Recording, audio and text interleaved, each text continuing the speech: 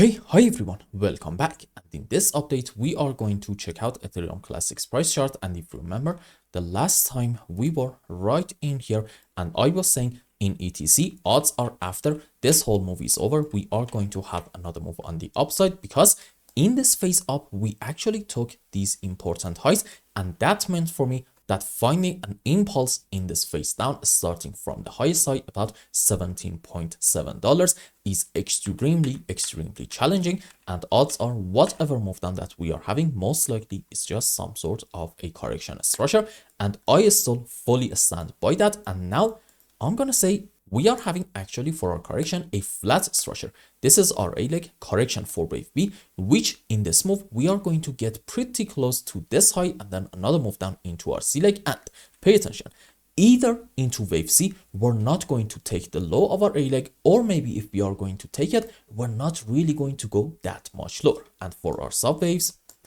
you probably know it if you are a regular viewer. ABC down into A, ABC, or maybe a WXY on the upside into B, it doesn't really matter a lot. And then a 1, 2, 3, 4, 5 wave down into our C leg. Now let's go on the live chart and count some waves. So, okay. We said it earlier. This is now definitely an A, B, C. Followed by that, I think we can now say maybe this is like an ABC to about this high, or maybe a WXY, not really that important. And then we are having most likely a 1, 2, 3, 4, 5 into wave 3, correction for 4, another move down into wave 5, and well, on a higher degree, these are the subwaves for, you know it, an A, B, C flat. Why is this so important? Because this suggests this whole move on the upside, maybe in the short term, is going to continue a little bit more. And in this phase, we may see ETC taking the highest side about $17.7 for the first target, but we may go like just a bit higher than that. And then, well, okay, I am going to be open to some more moves on the downside, some deeper moves. But for now, I would like to be a bit more optimistic than before. Also, if you remember, in the previous update, specifically when we were writing here, we talked about the possibility of having a head and shoulder structure, and back then I said this may not play out the way that we all think it is going to. Why? Because right in here between these two highs, sure, we had a bearish divergence, which by itself is a negative sign, and I think it was on 30-minute time frame. No, it was actually on H1 time frame. There we go.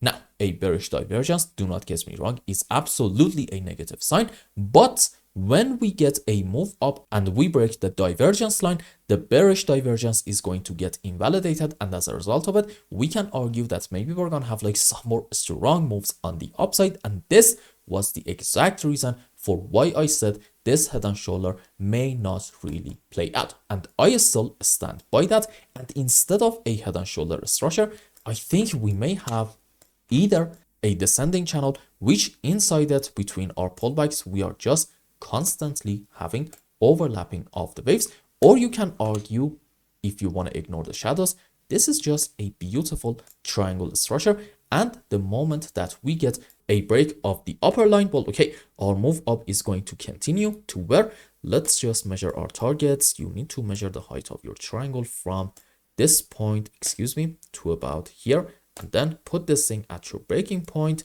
Okay, as you can see, this will give you like an $18.5 to $19 Ethereum Classic, meaning from the current point, we can expect like another 10% move up in the short term. So for the next couple of days, if you want to be optimistic, you want to see a breakout of this pattern, which will definitely be an optimistic sign.